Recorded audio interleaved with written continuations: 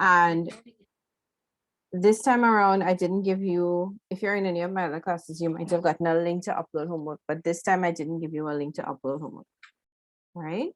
All right, so first thing, name 3 functions of the family. So let's say we're given 3 marks for this question, right? Past paper questions tend to, they start off with a small number of marks, and then they will increase as the question continues, right? All right, so yes, you could put your answers in the chat. So some people have things like, okay, so I'm looking, we have to provide a home. Okay, so to provide basic needs, to provide for the basic needs of the family, of the members. Right, such as shelter and food. Right, okay, so another one now is to enable procreation or reproduction or having children, or, well, we wouldn't say starting a family because that would just repeat what is in the question, right? All right, and we remember that we said, no, you don't have to have a group of people to actually create a baby. You just need probably 2 people for that, right? But in order for the baby to survive and become a useful member of society, you need a family, right? So that's why we say the family is needed to help with procreation. Okay, good. So to provide emotional support.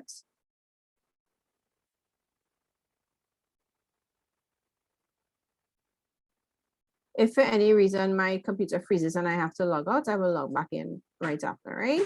All right. So to provide emotional support is another one.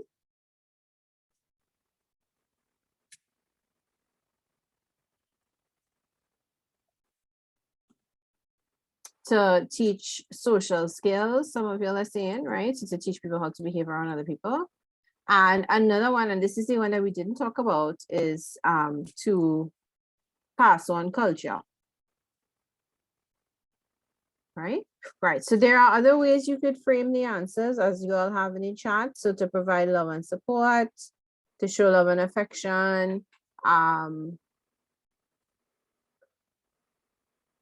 If we are saying, when we are saying the answer, we have to make sure that we don't just say the word, right? So for example, we say to enable procreation or reproduction, right? We don't just say one function of the family is reproduction. We don't just say one function of the family is basic needs. We need to explain a little bit to get the full mark, right? So yes, the family is an economic unit. Yes, the family is a social unit, but we need to explain what that means in terms of function, right? So we have to explain the family as a unit provides for the economic needs of the members. The family as a unit provides for the social needs, or family as a unit teaches members how to socialize. All right. Next one. What are 2 ways in which a family can help a child economically? Now let's say this one is 4 marks. All right, so that is 2 marks and 2 marks. So now look at the questionnaire. It's saying economically.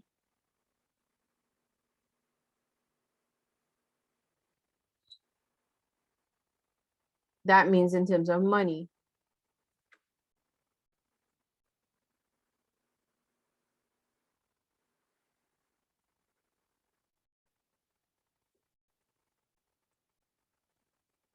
All right, so think about it. You could put your answer in the chat, and we'll discuss it together.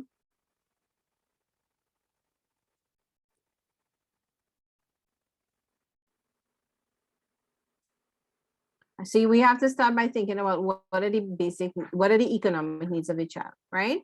Okay, so here's an answer from a student.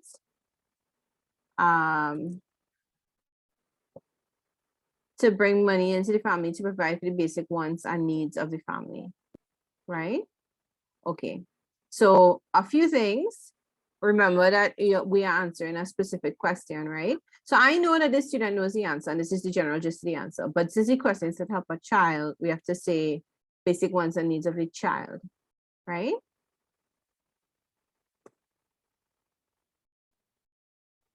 Right. All right. And yes, so there are other ways you could say it. You could say shelter, clothing, money for food. You could say parents could provide food. That all of that would be one way, right? All right, so this is one way. What's another way they can help a child economically? Now, some of you are saying, a few of you are saying, give them an allowance.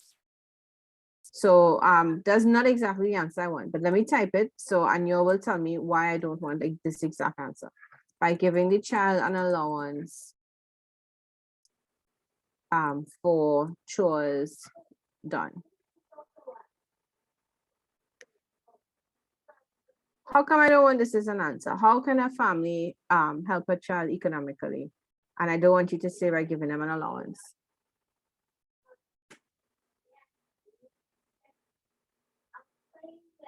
Is giving a child an allowance helping them economically?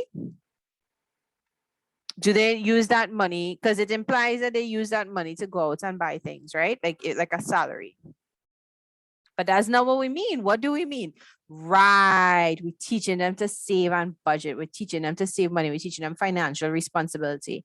And that is an important lesson economically, right? That you could teach by giving an allowance for chores done, right?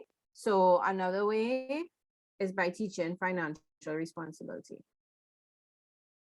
right? And we will keep this, but we can't put this alone.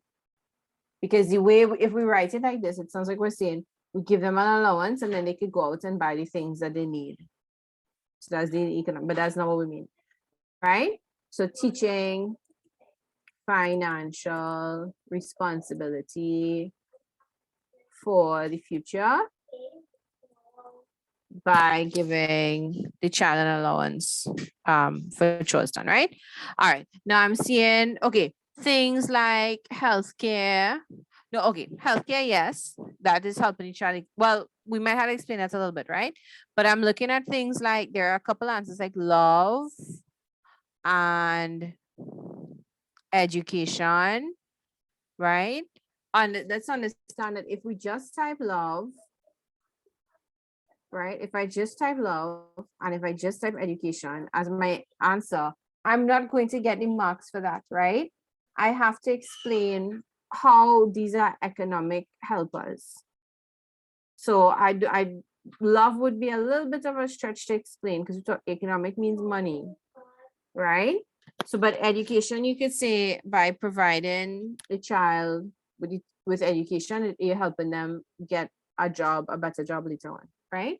Because we're going with the general thing that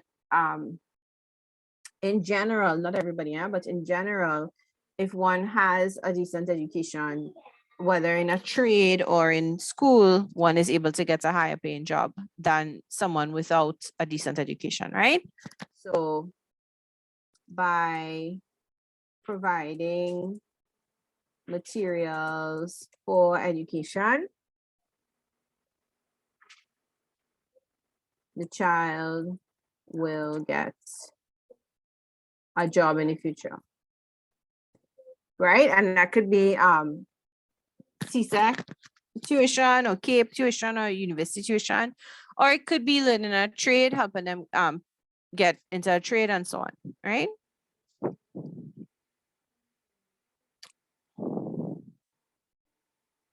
Okay.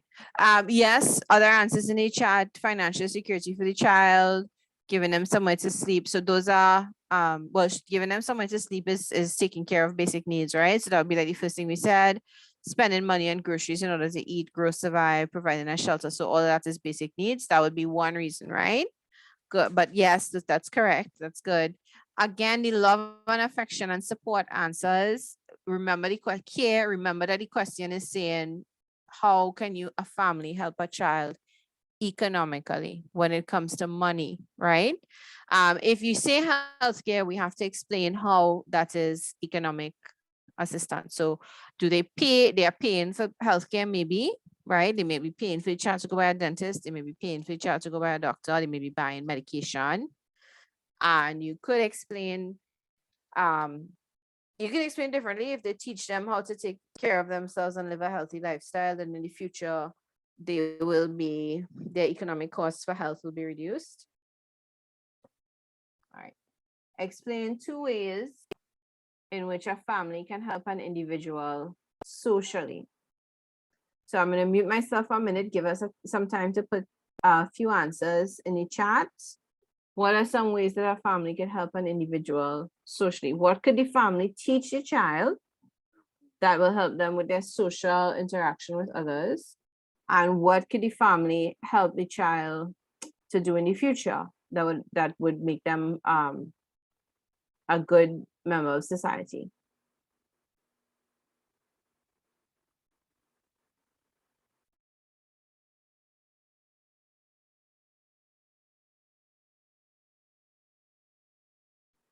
Right? Yes. Okay. So manners is one, right? So by teaching a child how to behave among other people.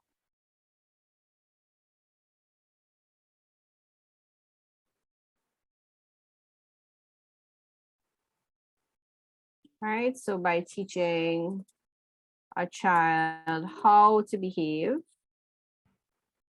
among others, the proper mannerisms.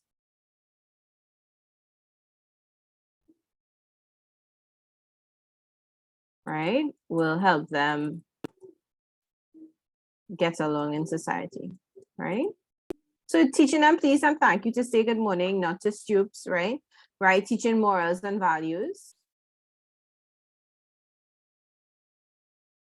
will help a child in society, right? Communication skills.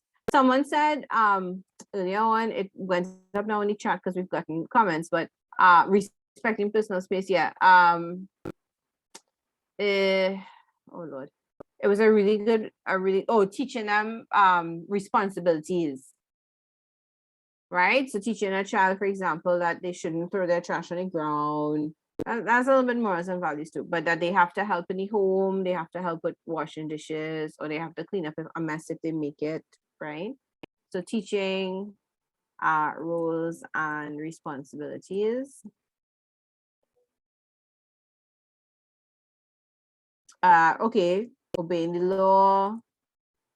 So I'm lumping a bunch of these together, right? But each of these you could explain in a sentence and get the marks for it, right? Okay, right. So you'll generally have what is acceptable behavior.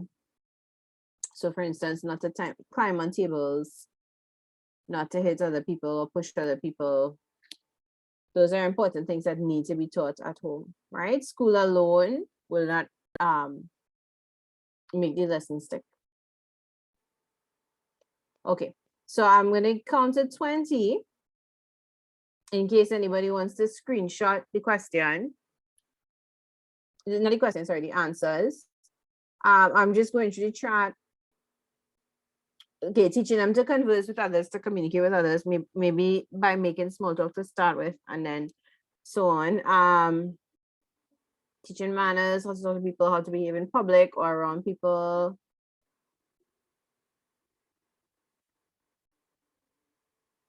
What is acceptable in schools and society.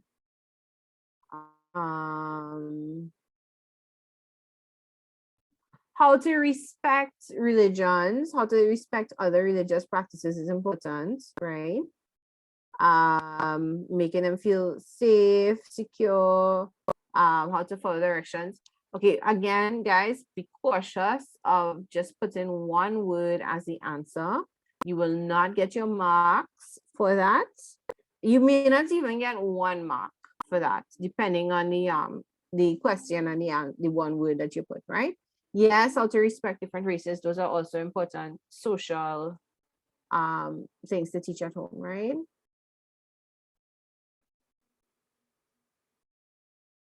All right. Okay. Okay, so the topic of religion, Yes, I think that would help socially if one is taught religion. But the clearer connection to socializing children and religion is teaching them to respect others' religions. So if somebody says a prayer in a different language, for instance, or if somebody says a different prayer to the one they know, if someone is dressed differently because of their religion, teaching them not to stare and point, teaching them to still stay respectful during the prayer, respect to the elders, yeah, all those things. All right, so I cannot call on anyone during the class. If you have a comment or a question, you need to put it in the chat, right? Also, everyone, please try to use your first and last name. Most of y'all are doing that. Thank you. Right? If you are not using your first and last name, I may have to remove you. Right? All right.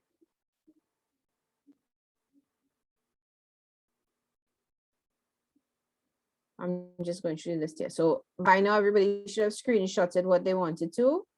There's one thing for us to go back and add to our note beforehand before we move on.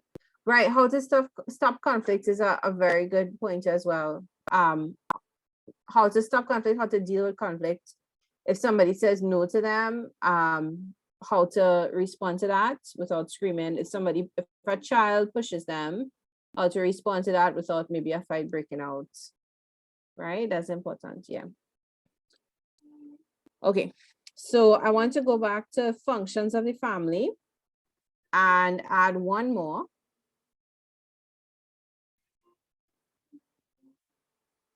And I'm going to put it under rearing children. Am I? No, let's put it under social, the family is a social unit. Right, and this is about cultural transmission. So the family has to teach us culture. Right, so I'm putting, and this is thanks to a student pointed out that we left it out last time, right, Maya, so thank you. I'm going to reword it a little bit. Oops, this is not the point that I had just now. But all right, so let me just type it out, right? Our need for culture, right? So family or cultural identity. So the family teaches us about the things like about the music, pledge, anthem, people, history, religion. That's parts of our culture too, right?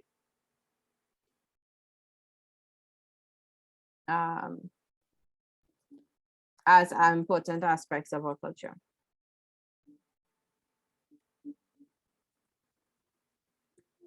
Right? So we feel more of a sense of belonging if we could identify with other people in Trinidad, thanks to these different elements, right? If you, when you are in school or anywhere and the anthem is being sung or the pledge is being said, when you know the words to it, it makes you feel more a part of it. All right, so thanks, Maya. So Maya is also pointing out, so music, so traditional meals, celebrating holidays, decorations, all those things as well fall under culture.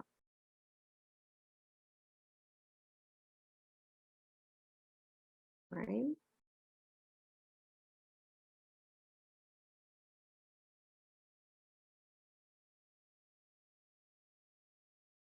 Okay, any questions? Were there any other points from last week that anybody wanted to bring up or ask about? Or so this is just a quick one additional point to put under that section of the note, right?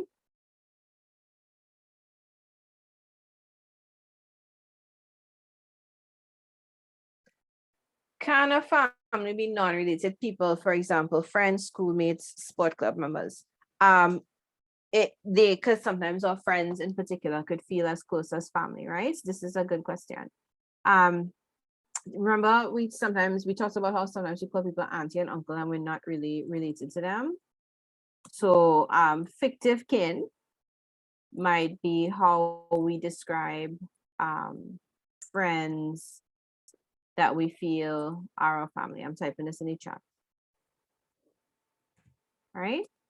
But for us to be a family, we need to maybe share a household or share, according to the textbook definition, right? We would share a household or we would share connections through blood or marriage or some kind of formal partnership between the adults.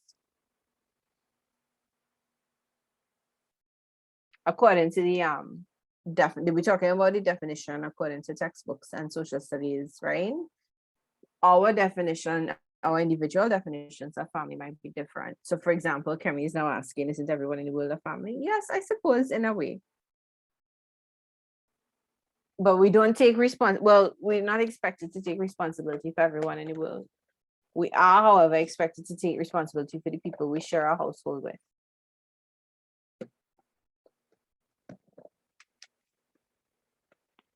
All right. These are good questions. These are interesting questions.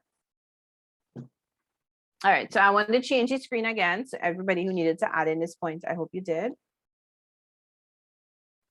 Right, so I'm going to change the screen. And I'm going to go to unions. Types of unions, right? I feel I should put in the word adult here. Let me put in the word adult so that it's clear.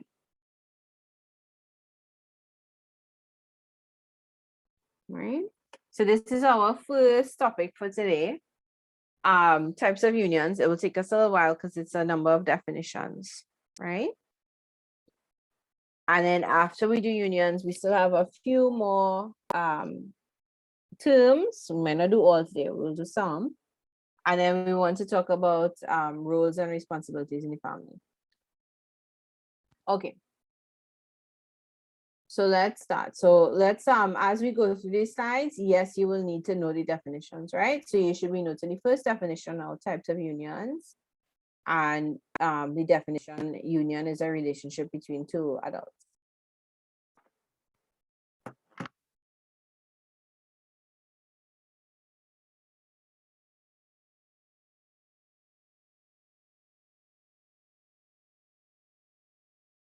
All right, any questions about that so far? At any point, if a question occurs to you, you can put it in the chat, right?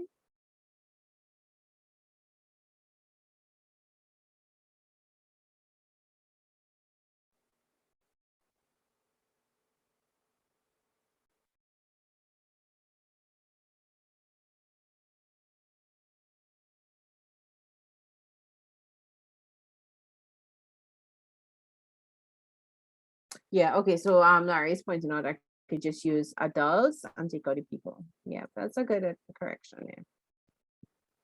All right, so I'm going to the next slide. Okay, so the first type of relationship we're talking about is in top on bold here. It's a visiting union, or it could be called a visiting relationship, right? So here we have a couple. They are not married, right? But they consider themselves a couple, and they do not share a residence. So this, I mean, this relationship could involve children, but it doesn't have to, right? It could be two people who are dating or courting or have a long-term relationship, but they've decided not to get married or they haven't got married yet. It could even be that I suppose one of them could be married to someone else, but and it would still be a visiting union. So they're not in a residence together, right? And they're not married. So I'm giving us a minute to take down the definition.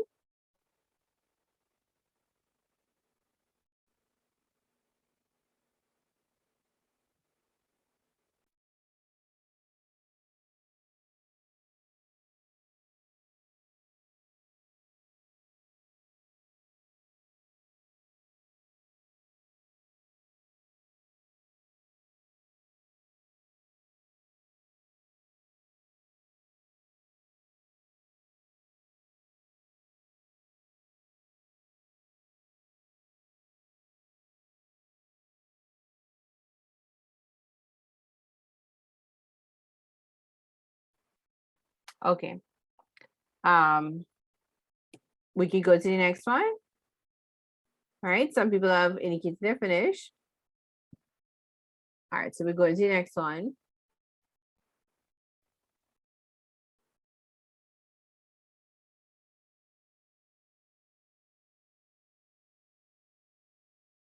All right, so the next one is common law or consensual unions, right? It was very hard to find pictures related to this topic. So we have a house with frogs. So the couple is not married, but they share a residence.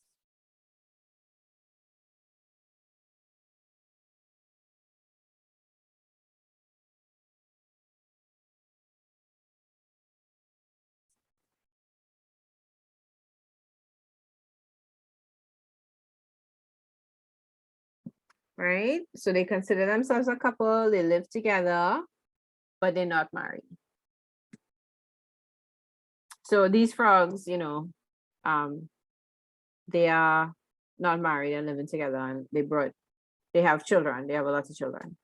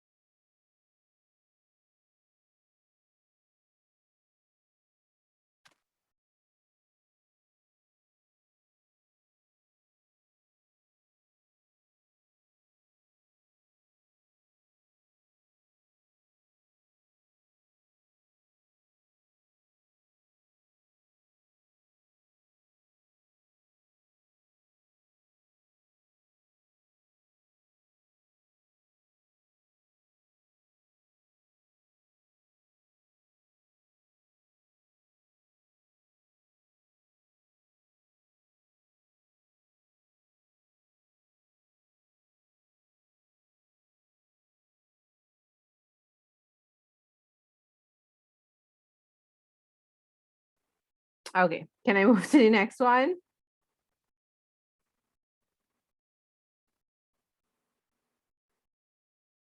All right, so we did common law. Next one is, consent. Remember, it's also called consensual union, right?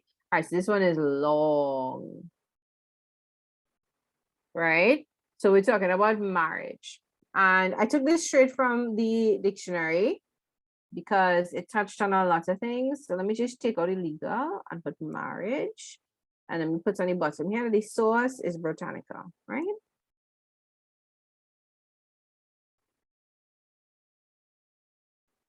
Okay, so it's a legal union, a legally and socially sanctioned union. So the law recognizes it, but also society recognizes it, right? So think about people who are in a visiting union. People might not, society wouldn't necessarily know that they were a couple unless they told people directly, right? If you're married, you probably will wear a ring. So it might say to people in the world, probably not everybody, right? That this person is committed to someone else. And also if they say the word marriage, then it would communicate the idea that this person is committed to someone else, right? All right. So it's legally sanctioned and then it's also socially sanctioned, right? So society recognizes it. That's what sanction means. Society says, yes, okay, this is a good thing. Go ahead, right? Usually between a man and a woman. In Trinidad, it's between a man and a woman, and I think mostly Caribbean it's between a man and a woman, but not all countries, right? It's regulated by laws, rules, customs, beliefs. So all of these things, in a marriage, there are certain things you can and cannot do according to the law. So consider like the passing on of property, for example, if one is married versus if one is not married. There are rules about what can and cannot be done. If you have a relationship with somebody outside of the marriage, is considered adultery, right? If someone is in a visiting union and they have a relationship with somebody else outside of the union, it might be called infidelity, but maybe not adultery. So it's seen as this is just illustrating what these different words are meant to highlight about marriage, right? So customs, so for instance, it's customary that the man and the wife live together, share a household. It might be customary that they eat meals together, that they go places together, right? Beliefs, so they may share religion, but they may not. In Trinidad, they may not, right? But a marriage means they have some beliefs in common, attitudes, some attitudes in common. So beliefs, attitudes also of society shape what marriage is, right? So all of these things say that the partners in the marriage have particular rights, have particular duties. And it also says that their children, if they have any, have certain rights and duties. Right? So laws, rules, customs, beliefs, attitudes about marriage give the different people in the marriage certain rights and duties, and give the children in the marriage certain rights and duties. Okay, so I'm going to shut up now and let you all take this down. And then we'll continue in a minute or two.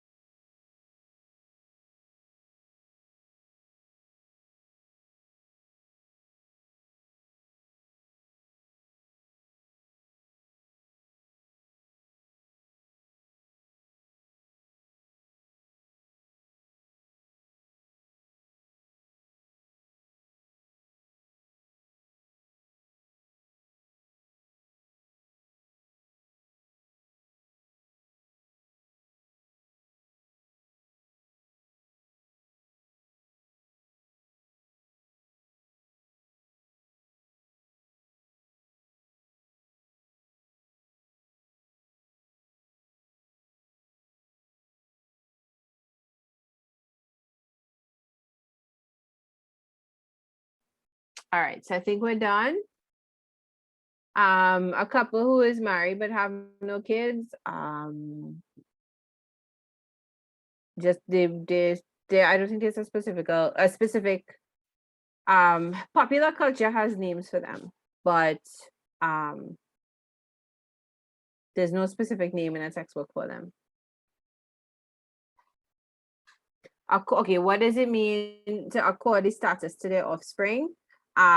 It means that their offspring, if the parents have a particular status, it might pass on to the offspring.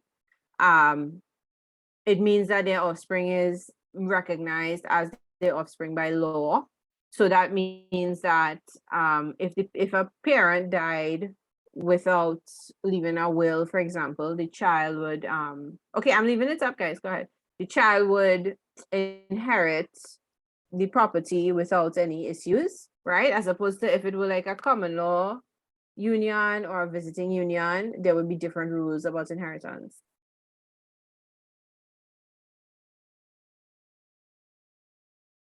Right? So because of marriage, children get certain we call it status, but status is not like the way that we think about status in popular culture. It's more like rights and privileges. If another, besides inheritance, there's also the issue of if something were to happen to a family member, who would be considered the next of kin and who would be allowed to visit them in the hospital or make decisions about their care, right? If people are married, then it's automatically the partner. If they are living together but not married, they would need to have a document in place. No, if they're living together but not married for a certain number of years, they might be considered the partner.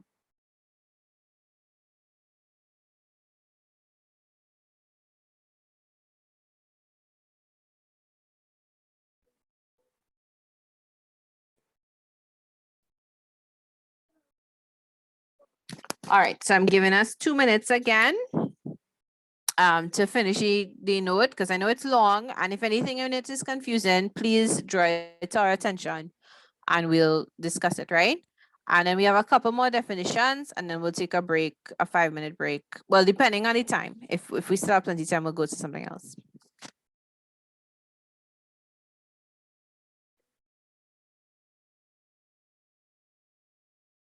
All right, so someone is asking, Cassian is asking, what if a person is married but not living with the spouse, and they aren't divorced, but they're in a, say, let's say a visiting union with somebody else? Well, if they're living with the other person, that other you see, this is, in the eyes of the law, it depends on how long, in the eyes of Trinidad law, it would depend on how long the married couple was apart. So if the married couple were in separate residences, I think it's for 3 years or more, then they would, the person that that one of them is living with, depending on the length of time they've been living with them, would probably have more rights.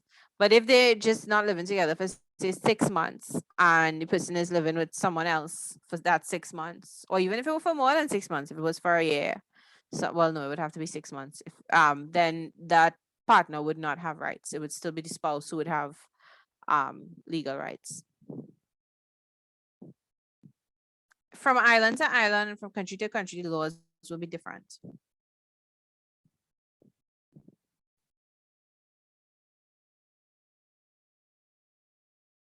What about if a man and woman aren't married, have children, and live in different residences? So in terms of a union, that would be a visiting union, right? In terms of, well, that would be a visiting union. If there's another question there, I'm not sure what it is. So the man and woman aren't married. They have children. I guess they have children together, but they live in different. So, well, then somebody is a single parent. The person with the children is a single parent. If they're no longer in a relationship, then the parent with the kids is a single parent. Right? All right, can we move on from this slide? All right, so I want to do a few more definitions related to this. Not all of the ones here, so don't write down everything here. You have the first one, monogamy, the practice of marrying one person at a time. Have you all met the term polyandry before?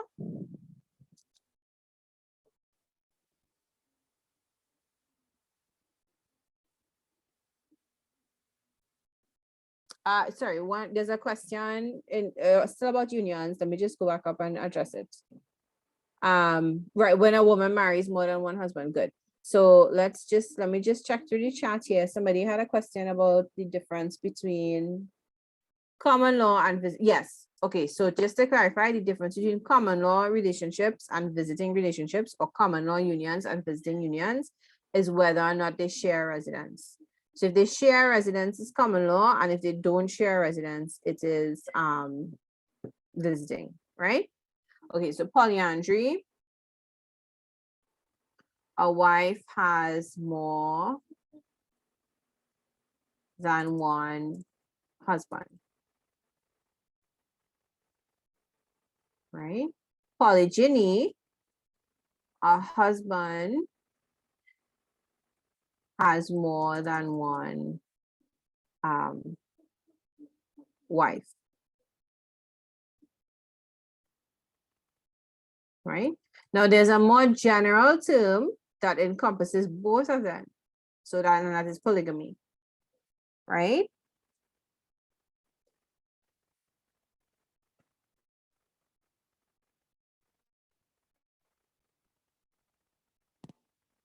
And polygamy is the practice of marrying multiple spouses.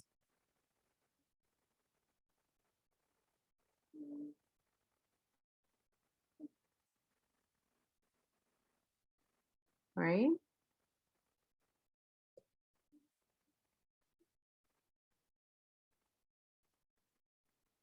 So you can think of this in a few different ways for polygamy.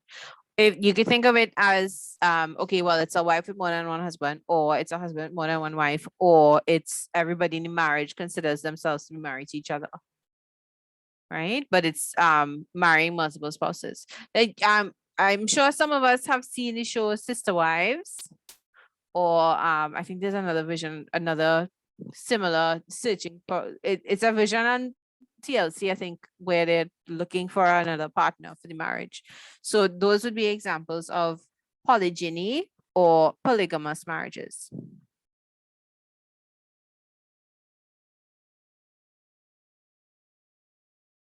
Okay, yes, and Kemi is pointing out that mono means one and poly means many, right? And Andri, ANDR is a synonym, another synonym, a syllable that tells us male, and GYN is a syllable that tells us female.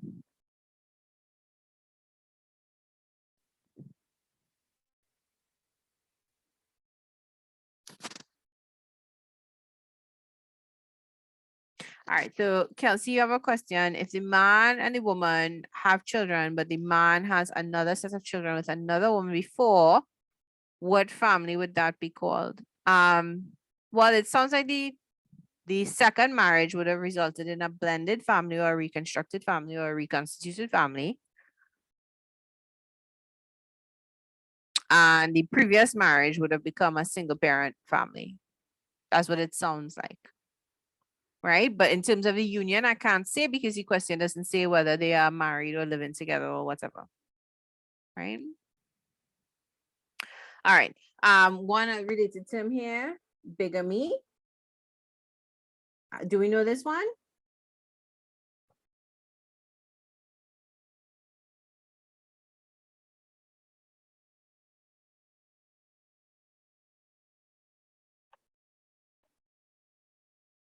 Does polygamous go with polygamy? Yes. So that's the adjective for it, right? So polygamous.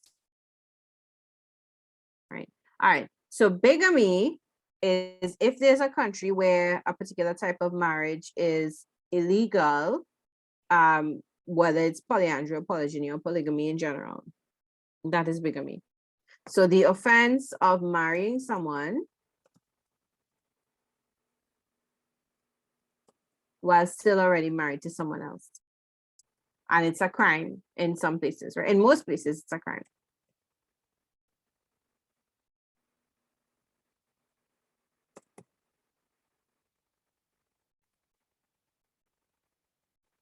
Right?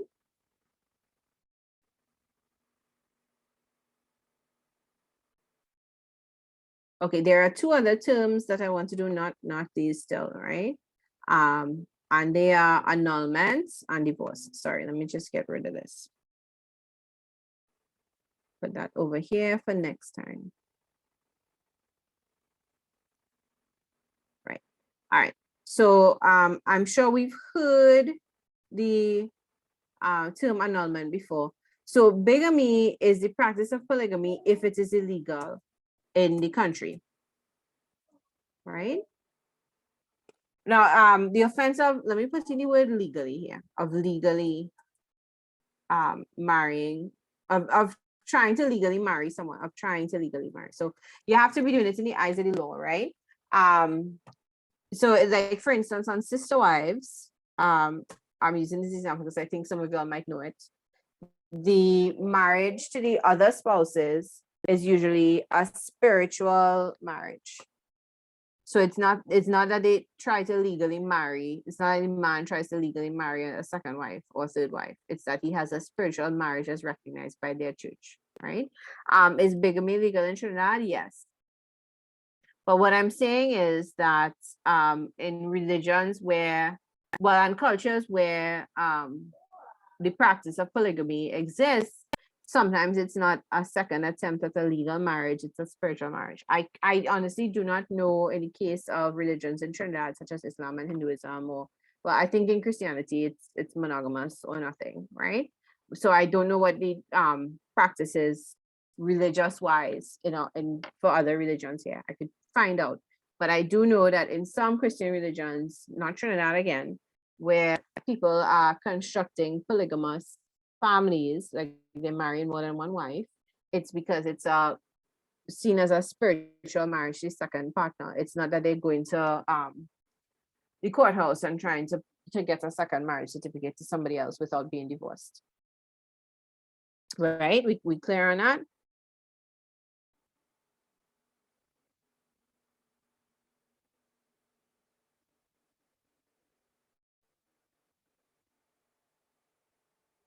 Right. So in the context of marriage, it's when you say that the marriage is invalid.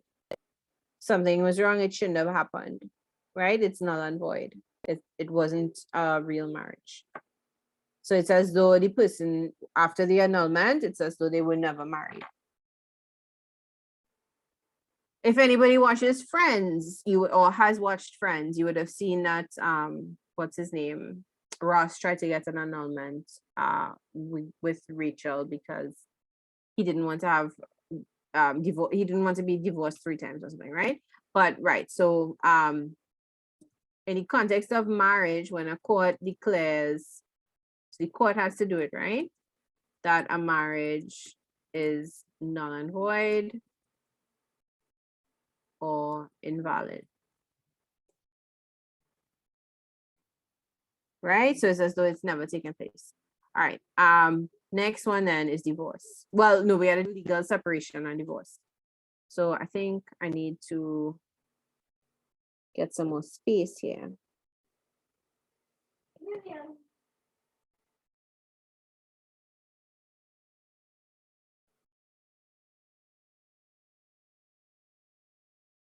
All right, so let me take away these.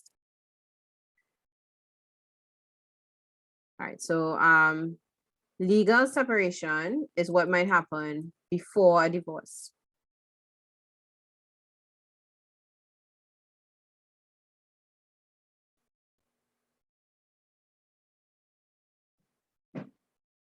Now, a separation could be done informally where people just move out of a house while they try to work on something, right? All right, but a legal separation is a court-ordered agreement, right? Where married couples are living apart and separate and have separate lives.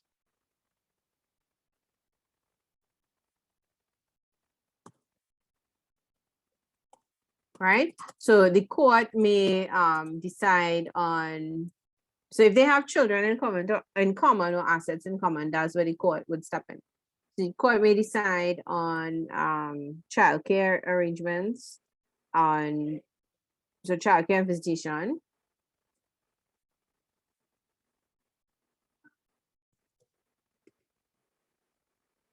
child support, the division of assets. Right. So if your family owns 2 cars, it might say who gets which car. Right, and so on. Or money, stuff in the bank or whatever, right?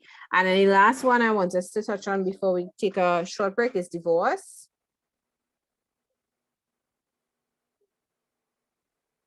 No, I lie, it's 2 more, divorce and inheritance.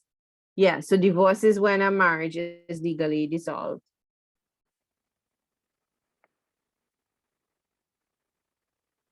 And there could be lots of different reasons why divorce happens, right? So a marriage is dissolved, right? Or terminated, ended, right? So what that usually means is that, just like above, the assets and the duties and responsibilities for children and anything else they may have in common has to be divided and reassigned, right? So assets and custody arrangements will be put in place.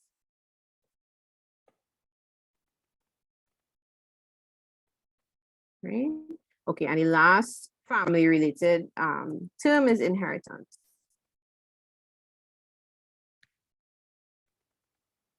Okay, and we are probably familiar with this one. This is just something that one receives due to one's relationship, the passing on of something from one generation to the other, right?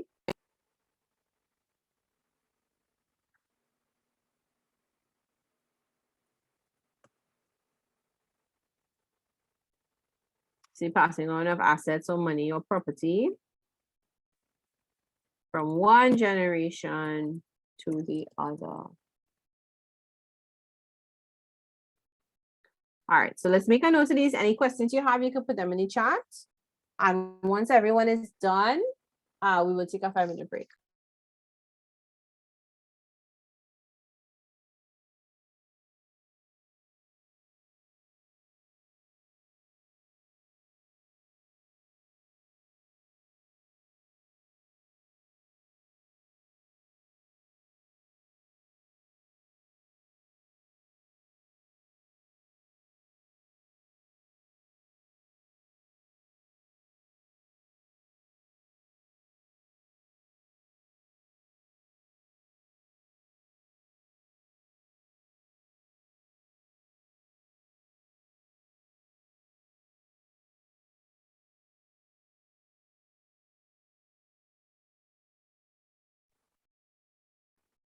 All right, how many of us are still writing? Some people have said that they're done. Okay, so quite a few people are still writing. All right, do we need more than 5 minutes to write? We think 5 minutes should be enough to finish all the notes. A lot of people are still writing. All right, so if you are done, take a break and we will come back at 12:40. So that will give the people who are writing 5 minutes to finish. If you will need more time than the 5 minutes, one person said they need more time.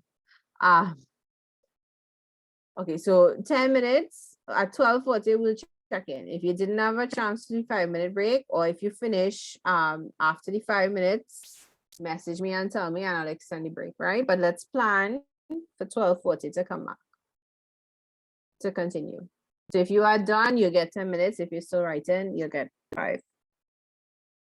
But class is so fun. It's like being on a break. So it should be okay, right? All right, so we're trying to come back at 12:40, right? To give people some more people are done. Great. All right, so I'm pausing the recording. Somebody has to remember to start it back. Okay, so who are the different, generally, who are the different members of the family?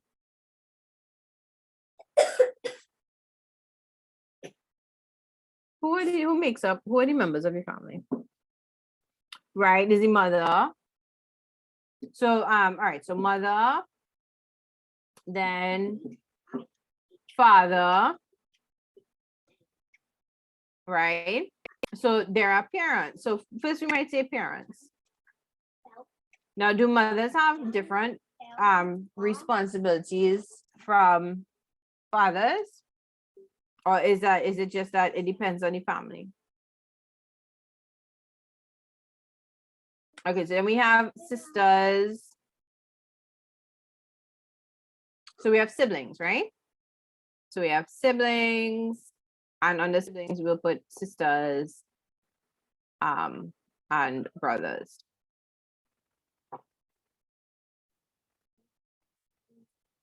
And we can put children who could be siblings, or they could be sisters, or they could be brothers, but we will define it a little bit different here, right?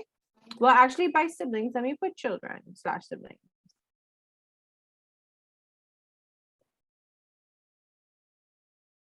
All right, so it depends. Yes, it depends on what gender roles the family subscribes to, and it depends on who's the head of the family. All right, good. So the next major group we're missing are grandparents.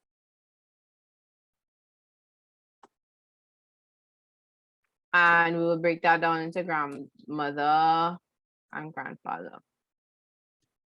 Okay. Now, while obviously grandmother and grandfather are they're both grandparents, sometimes CSEC does specify in the question the role and responsibility of the grandmother or the role and responsibility of the grandfather. Right? I will see spiders up there. Okay. No, you can only look at the spider in front of you, right? All right, sorry. That wasn't fair. Okay, by stepmother or stepfather, I think they might still be parents, but okay, let me put stepmother / stepfather over here. If we have a distinction, we can make it right. Aunt and uncle, yeah. Aunts and uncles. Okay, So let's think. Let's go to parents. What are the major roles and responsibilities of parents? And we might break it down after. So I'm gonna just anything that comes to mind that you could brainstorm, you could put it in the chat, right?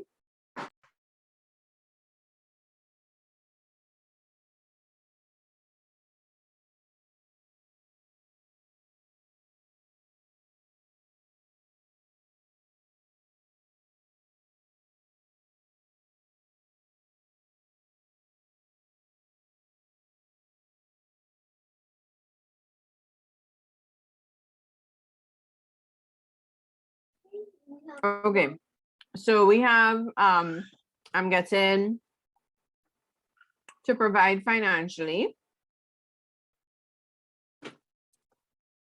right? I'm getting so to provide financially, bring money to the family. All those are generally the same idea, right? To provide for the basic needs, food, shelter,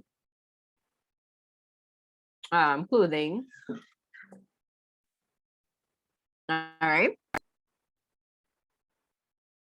All right. So to protect and socialize children.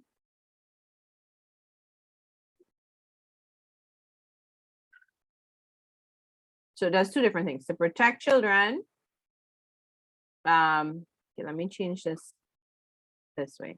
I'm gonna put a semicolon here so you know that is a new point, right? To protect children, to socialize children.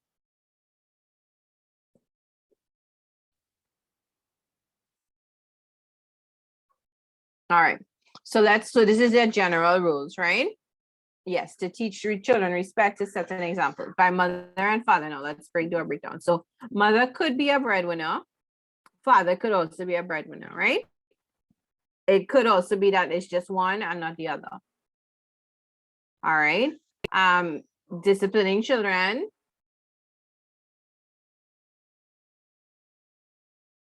Both parents should be doing that, right? Not just one.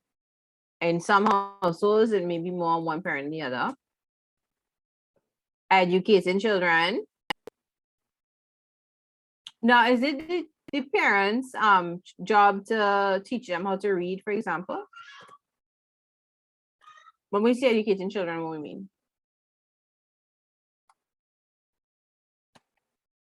Oh, a lot of people are saying yes. That is interesting. So it's not the school's job to do that. I'm just playing devil's advocate here. Okay. Proper behaviors. All right. What about other things besides like how to do the right thing? Other things that parents provide. So they should be role models.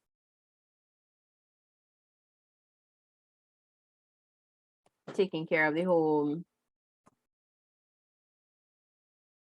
Fathers also are role models. I feel like I'm saying the same thing for both of them. Right, they have to provide emotional support.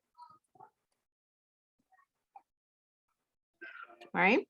Okay, so up above we had provide basic needs of food and shelter. So I won't put back shelter down below, but yeah, shelter. So father also has to provide be a role model and provide emotional support, right?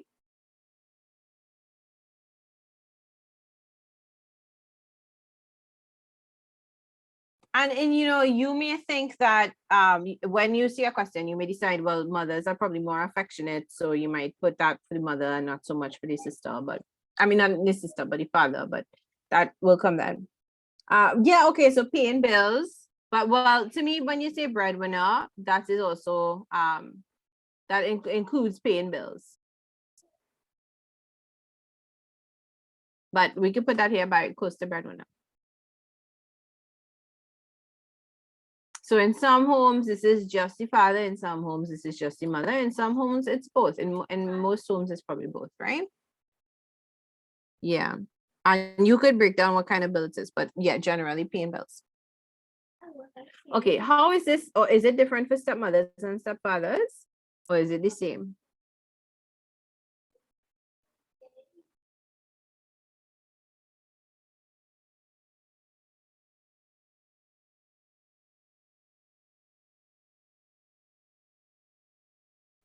All right, generally people are saying it's the same. Okay, thanks, good evening. Right, so generally it's the same, right? It may vary from household to household.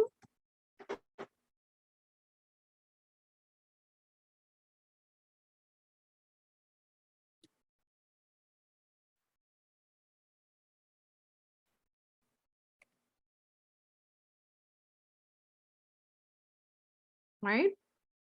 But ideally it's the same as above. I need some more space here. Okay, so let's talk about the children. What about godparents? I'm not sure that they would count as part of the family. It's if they are in the household, then they would be considered as somebody contributing to the rules and responsibilities of the family, right? But we could talk about them when we get to aunts and uncles, because probably their roles, if they have an active role in the family, it might be similar to what aunts and uncles do. Right?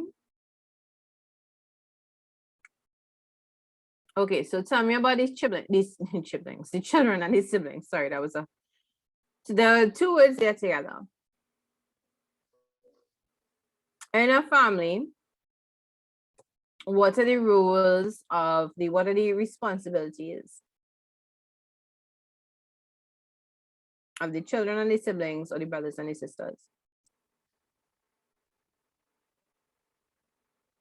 Okay, so they contribute to domestic work. I'm just putting everything for everybody, right? So they may wash dishes,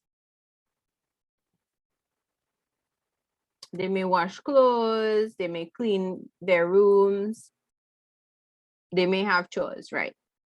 All right. They have to get an education. All right.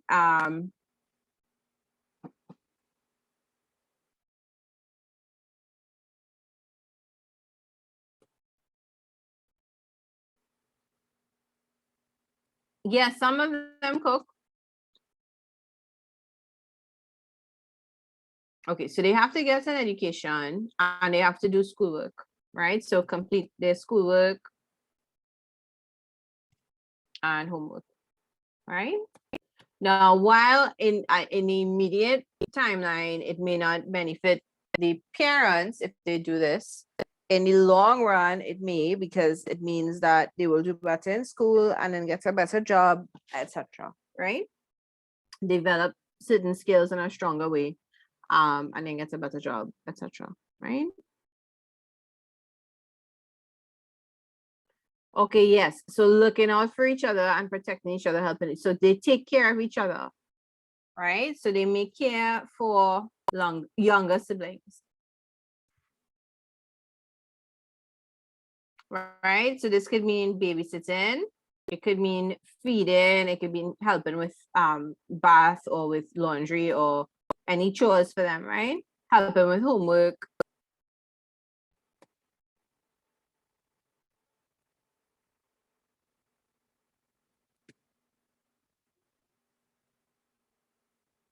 All right.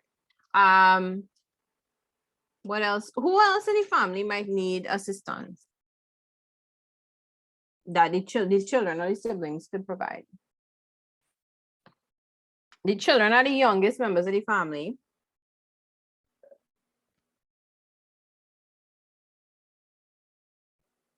The grandparents, yeah. Yes, there may be a house pet, but by our definition, we're not going to count them as a member of the family. Sorry. Okay, so they may help with care for grandparents.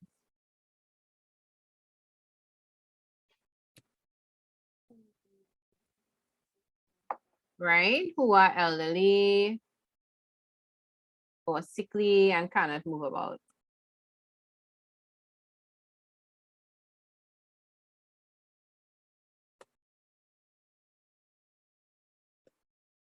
Okay, so if there's anything else you can think of that we haven't said yet for children and siblings or brothers and sisters, you can put it in the chat.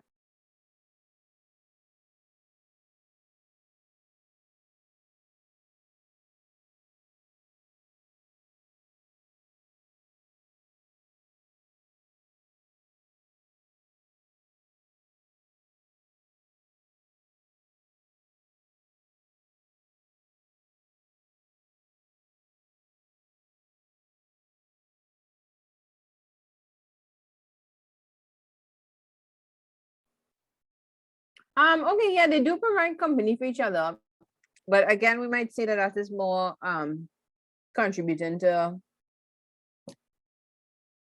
well, care for siblings. That's more about taking care of each other rather than providing company, right? Respecting their parents. Okay, yes, so they have to show respect to other members of the family. Somebody had said emotional support for siblings, not for parents. It is not children's job to provide emotional support for parents. So I am not putting that here, and you should not either.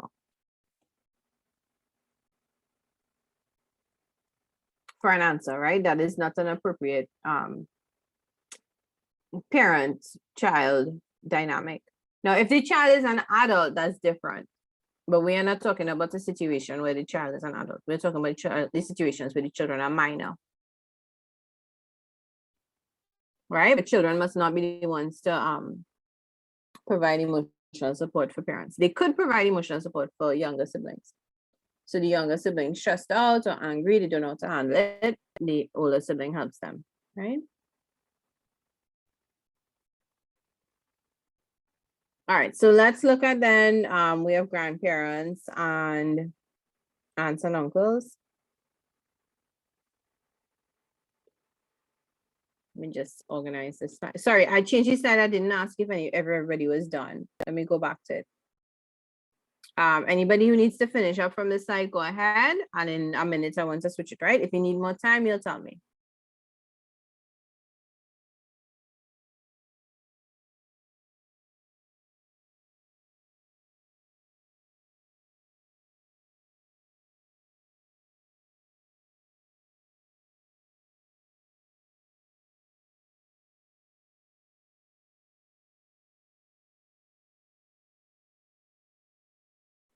Okay, so the screen is up. I can give 2 minutes. I cannot give 10 minutes, like one person is asking for. So just take down what you can. And at 2 minutes, I'll check again. And you'll tell me if you need more time, right?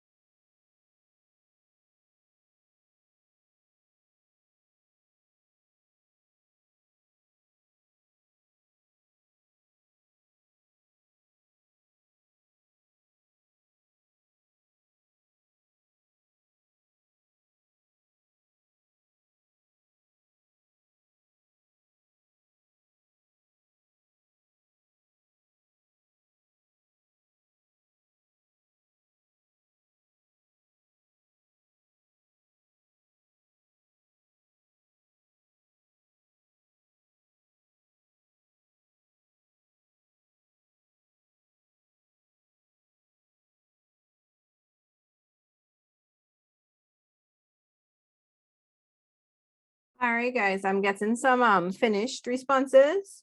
So can we go ahead?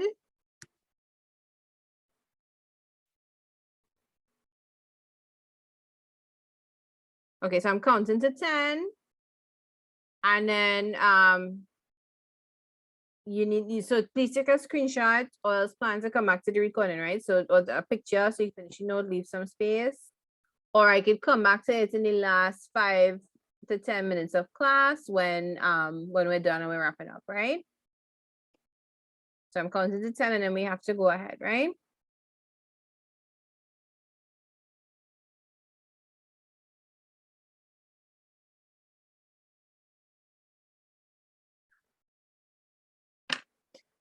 All right.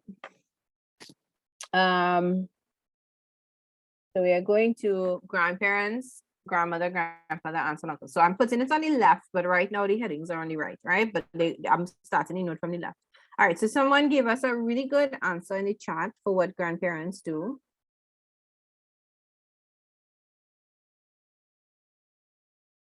Right, and you will know that from family to family, it will differ what grandmothers and grandfathers do, right? So when you see the question from CSEC, you will know how to put which example where.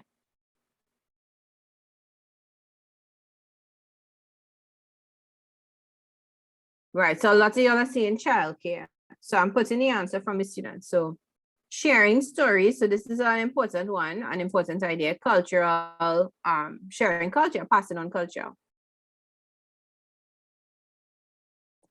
And morals by sharing stories, right? Because that's really what they're doing. They're teaching you how to behave. They're telling you about the stupidness that your parents did so that you don't do it, right? They take care of children when parents are busy at work or in the home, right? They could be busy in the home too. They could help with groceries and with bills. So some grandparents rather, will have pensions, and that might help with the household expenses. So some grandparents help with groceries and with bills through pension or salaries. If they're still working, that's unlikely though, most will be retired.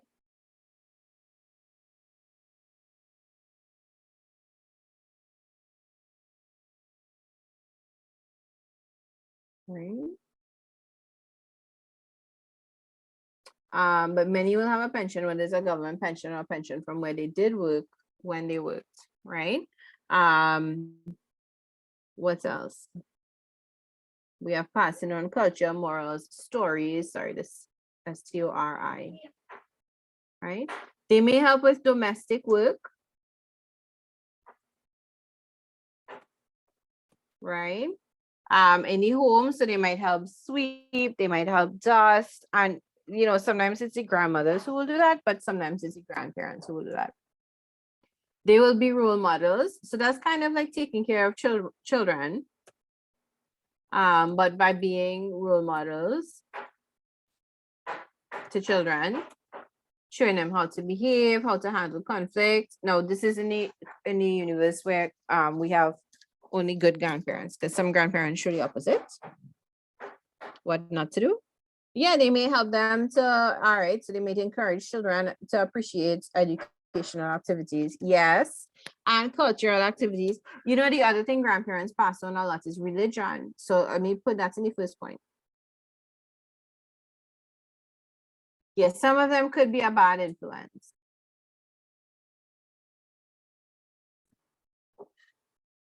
Right, by sharing stories, and I'll add in and teachings here, because they may actively teach them about religion.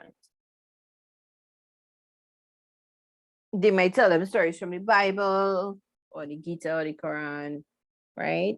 Yeah, parents could have a negative impact, but well, I don't think you'll get that particular question. They're more likely to ask you what could be some roles and responsibilities.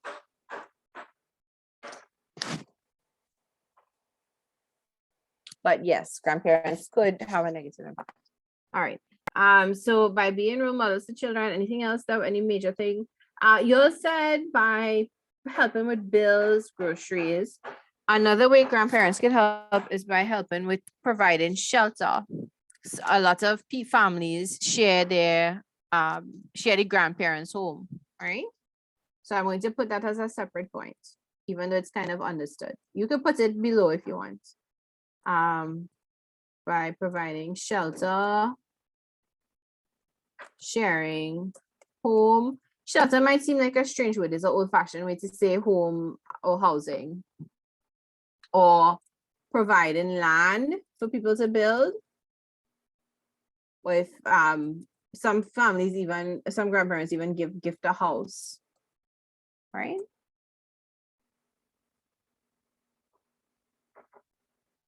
Yeah, so like an extended family living with the grandparents in the grandparents' home, that would be an example of the grandparents providing shelter. You know, or they could provide money towards rent if the home is not owned. That's also an option. Carrying them to Bible study, definitely. So that's like for the first point, passing on culture, religion, morals. Carrying them to church or temple or mosque.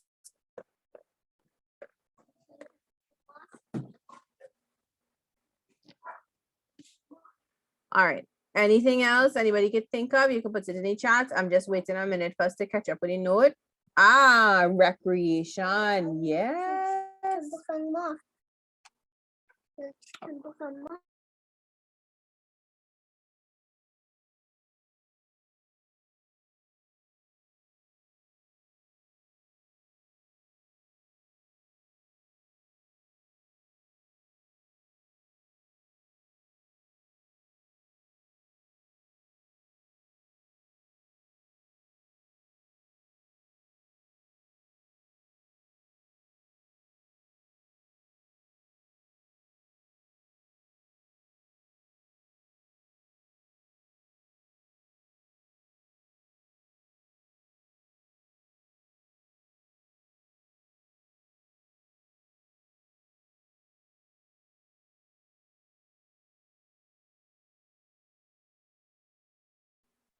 All right.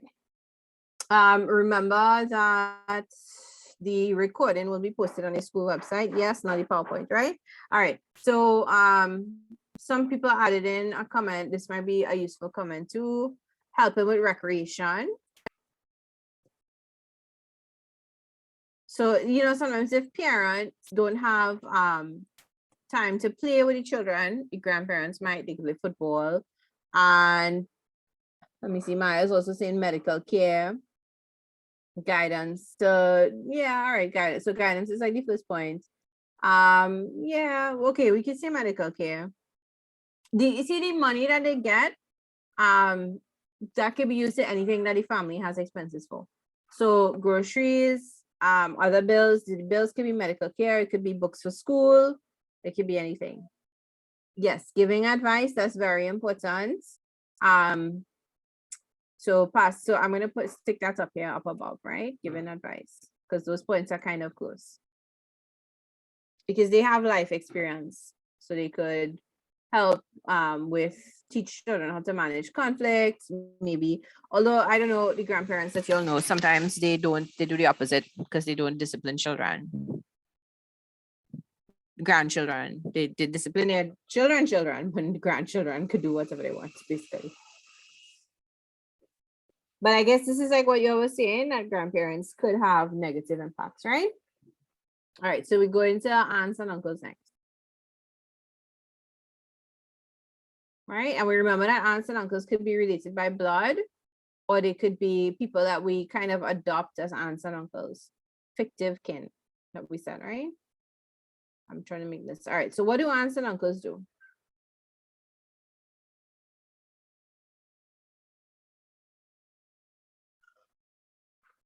Aunts and uncles also give advice, okay? And this could be to children or to parents.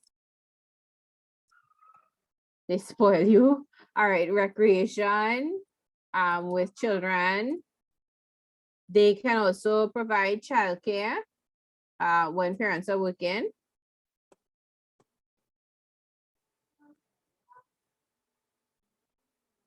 Okay, they may help take care of needs by sending food, and close, right? Now, if the aunt and uncle live in the house,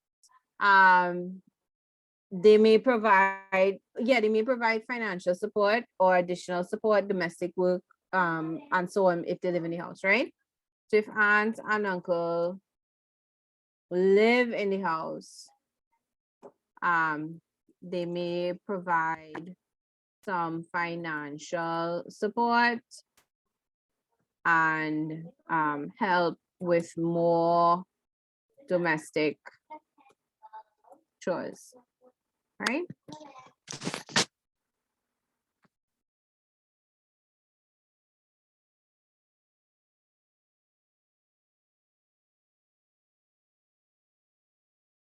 Okay, yes, if the mother and father are not there, they may be the ones who acting like mother and father, right? But let's say role models, because either whether the parents are there or not, they still will be role models for children, right?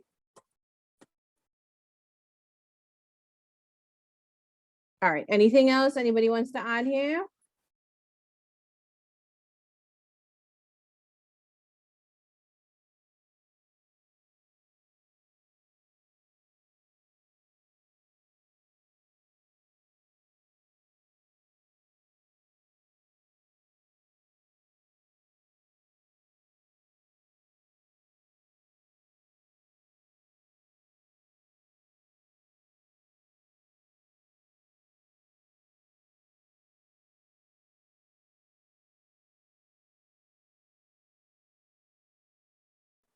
Okay, so yes, I think Dominic is saying to comfort you.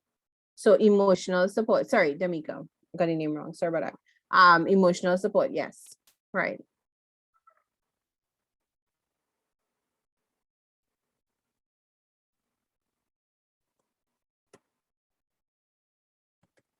Sometimes aunts and uncles are more interested in things that children have to say than the parents. Parents probably hear the child talking all day long, so the aunts and uncles more likely to be interested for a short period of time, right?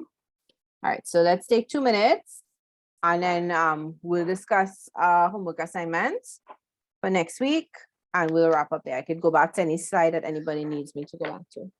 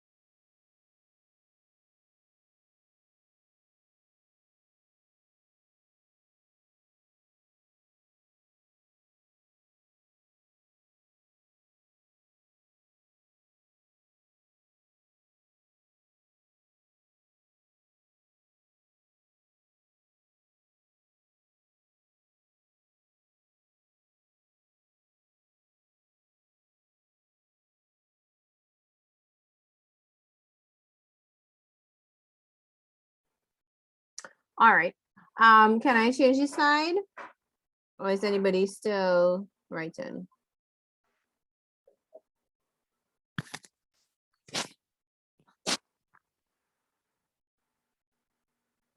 Okay, some people are still writing. All right, 2 minutes again.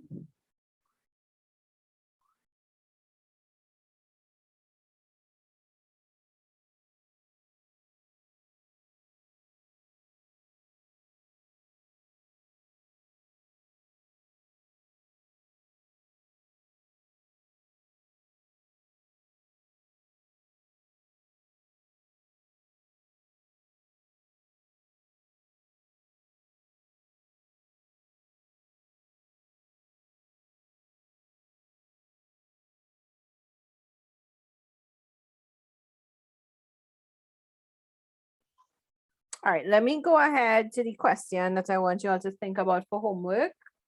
And I will come back to this slide after for the people who need it, right?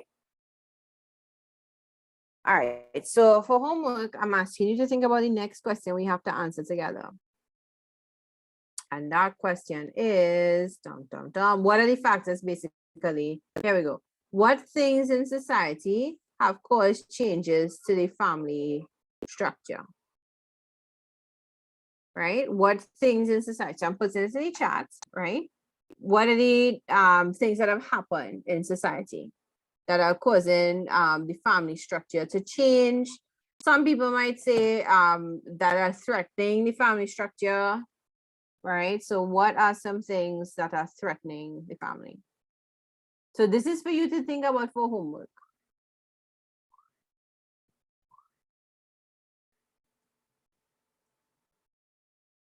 Okay, so I'm seeing, so I of the 3 answers that people have put so far, because they answered really quickly.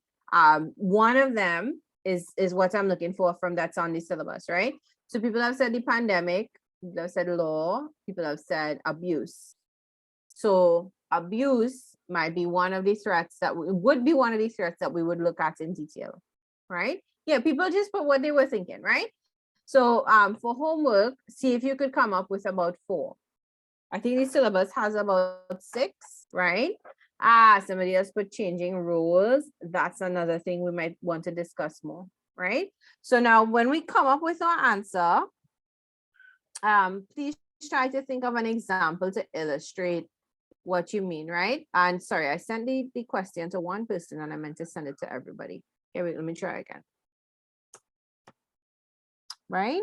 What things in society have caused changes to the family structure? So examples of answers could be abuse, and what's the other? Changing rules. So if we say changing gender rules, for example, right?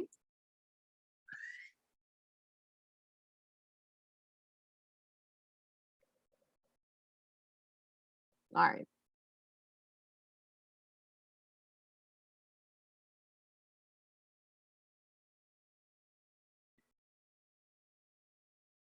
Right. So okay, a lack of jobs and therefore money. So we might say unemployment for that one.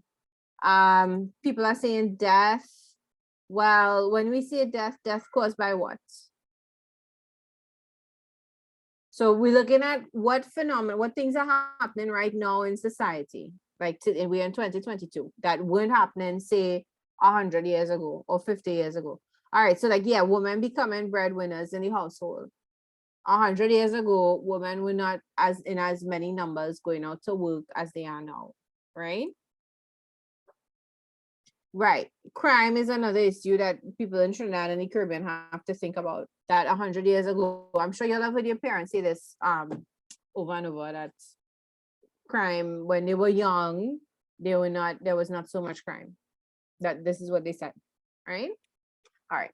So that is the homework assignment, right? So think about what are the things that are causing the family to come under threat. Okay. All right, so I'm going back now. Everybody understands what the homework question is, and we are pooling our answers next week, and we will answer the question together. Right?